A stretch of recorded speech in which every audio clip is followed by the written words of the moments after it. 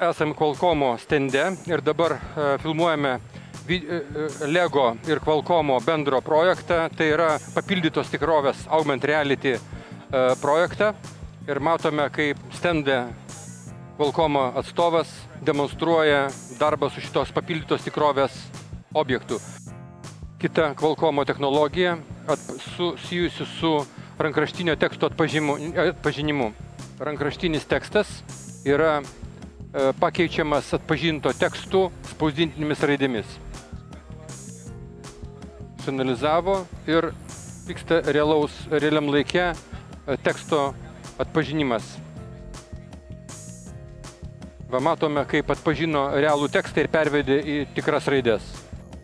Qualcommo technologijos yra mums žinomos ir pagal naudojimą jų VR akiniuose, pagal digitizerius, kuriuos yra įdiegę Galaxy Note savo sprendimuose ir taip toliau.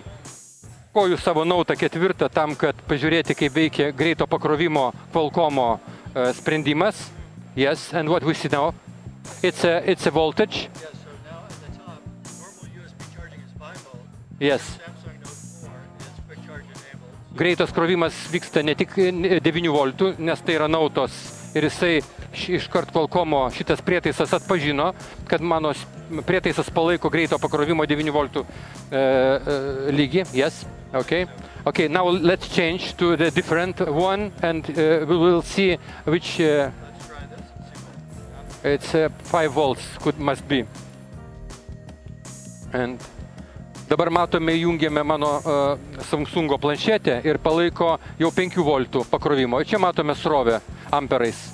Ir jis reguliuoja, kad nesugadintų greito krovimo metu mobilaus įtaiso akumuliatorių.